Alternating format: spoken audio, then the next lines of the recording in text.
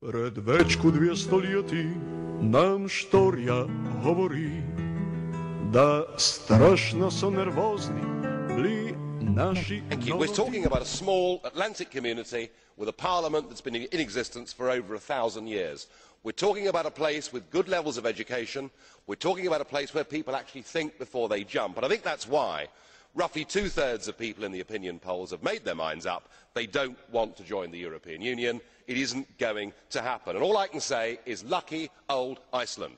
Because they weren't part of this club, because they didn't surrender to the euro, they've had a competitive devaluation of the krona, which has been good for their economy. It's led to a tourist boom, and I would have thought countries like Greece would be very jealous of them. And they've got a 200-mile exclusive economic zone for their fisheries, which they won during the cod wars with Britain back in the 1970s. Don't sacrifice it, don't give it away, don't trust your own career politicians, because if you do, this lot will take your greatest renewable resource from you. Don't do it.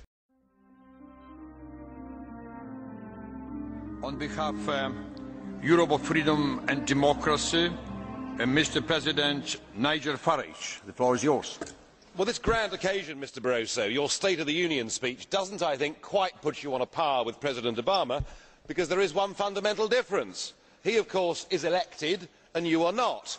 And 48 million people watched his address, and here in the European Parliament we even have to beg to get the MEPs to turn up to listen to you.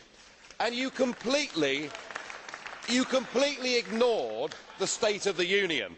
You said how you felt things were going. You pointed your way forwards. The Eurobarometer poll, the Commission's own polling organisation, tells us the truth, and it tells us that in the last 6 months there has been a dramatic drop in confidence in people's belief even in belonging to the Union. A 10% drop in Germany, a 17% drop in Greece, a 9% drop in Portugal, and less than half of EU citizens think that being a member of the club is worth it.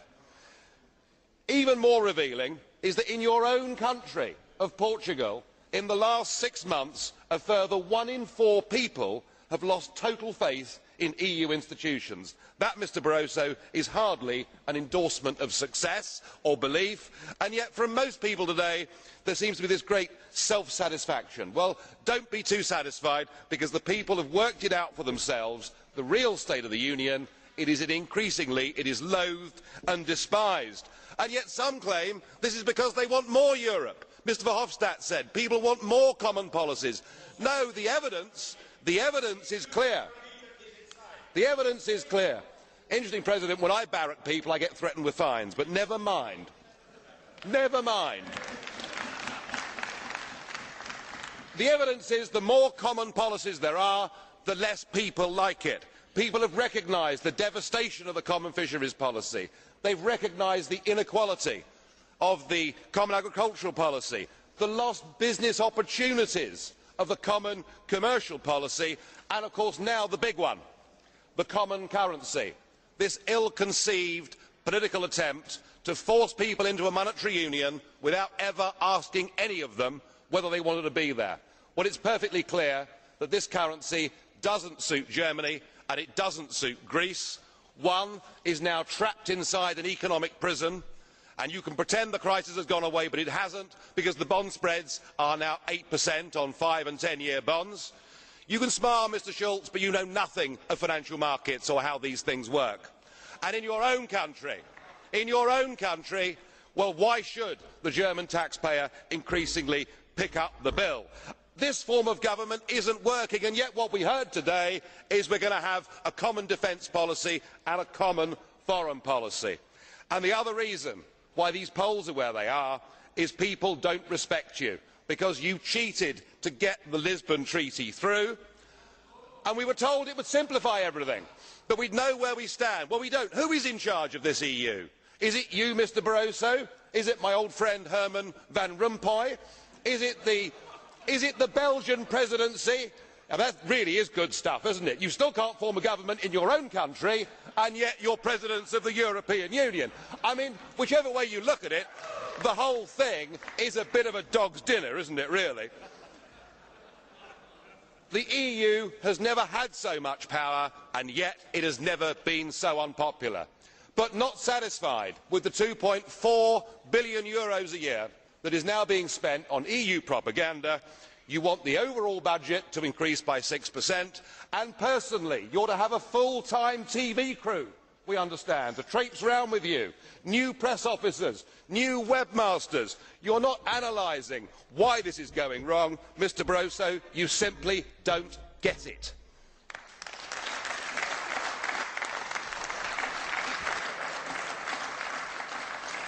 Dziękuję.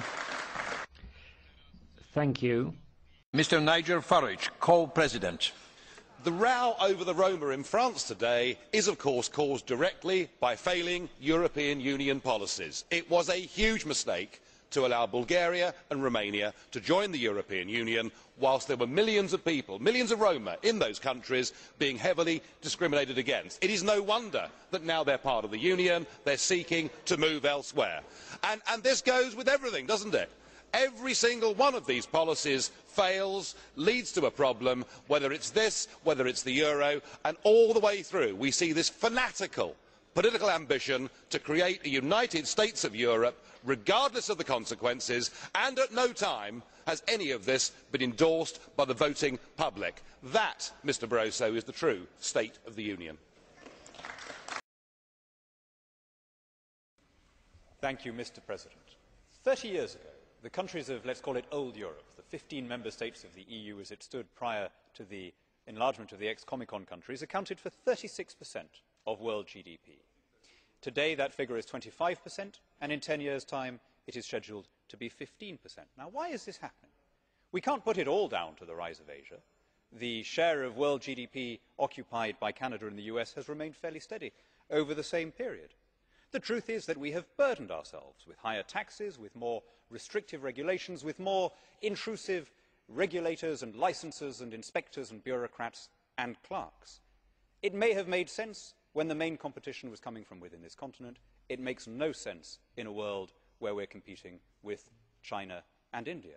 All the more reason, Mr President, for your constituents and mine to raise their eyes to further horizons, to abandon this cramped and dwindling regional customs union, and to rediscover the global vocation which our fathers took for granted.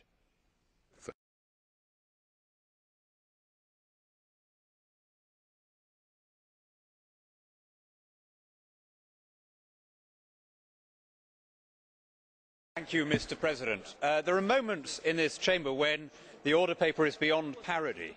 The report on better lawmaking from the same institutions that have turned this part of the world into the most over-regulated and least competitive bloc on the planet, that have brought us the bureaucratic nightmare of the common agricultural policy, the ecological calamity of the common fisheries policy. But let me try and be constructive. Here's an idea for better lawmaking. Let's try not to be declamatory when we make legislation. Let's try not to use the statutes of this House as a way of showing that we're nice people, that we care about unemployment, that we care about the Roma or longer working hours or whatever it is. Heavy-handed intervention by the state is not usually the best way to solve problems. We're far better off allowing decisions to be taken as closely as possible to the people that they affect. So my modest proposal for better lawmaking is that we close down this Parliament for the next 6 months on an experimental basis. We don't pass any legislation at all, and we see whether our constituents complain about it.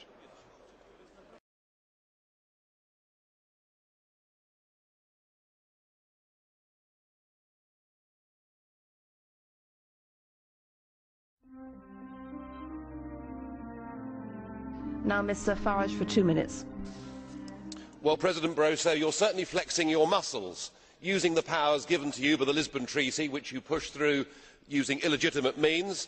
You now do everything you can on the world stage and within the EU to acquire all the attributes of statehood. And nowhere could that be more apparent than in your recent proposal for a direct tax to be levied by the European institutions on the peoples of this continent.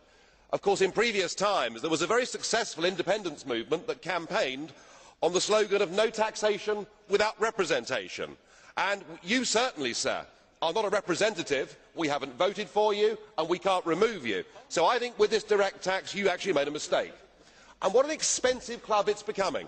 Just 2 years ago, Britain's net contribution was £3 billion a year. This year it's £6 billion. Next year it will be £8 billion. The year after that it is due to be £10 billion. And now we hear that you want to take away the British rebate. You want to get rid of the British rebate, which will mean by 2013 our contribution will be £13 billion. It will have quadrupled in the space of 6 years. And simply, the taxpayers of Britain, realising all of this, seeing your direct tax, will conclude that we simply can't afford the European Union. But I do see a ray of hope. The Deauville deal between Merkel and Sarkozy, the thing that you're all so terrified of today, I hope it happens. Let's have a new treaty. You yourself seem to be almost supporting it.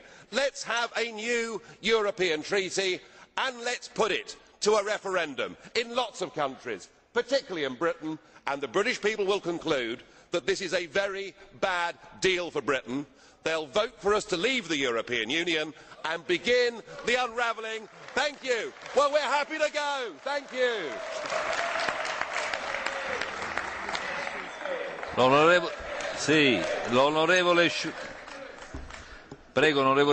Mr. Schulz. Herr Farage. Mr. Farage, I have a question.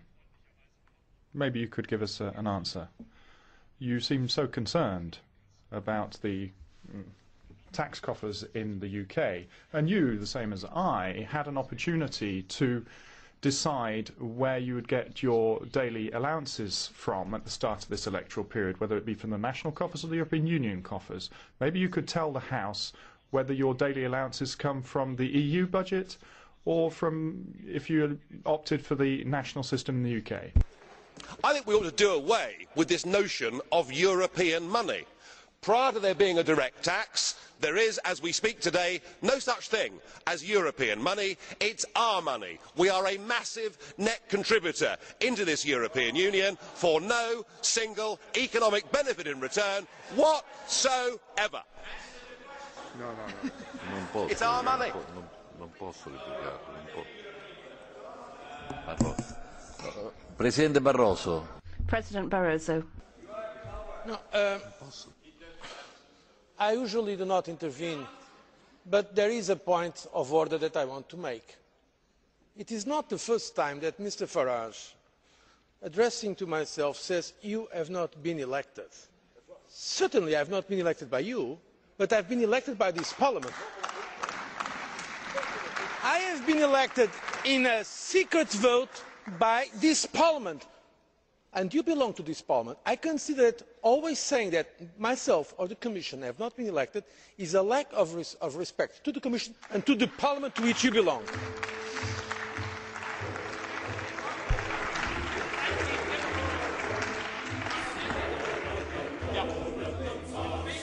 Be a taxpayer. Bene, vi prego di non continuare. Please let's not continue with this. Vi prego. Raccolgo la precisazione del Presidente. Now, following what Mr. Barroso said, I thought that was a very fair comment, and I'll give the floor to Mr. Sosa Wagner for 2 minutes.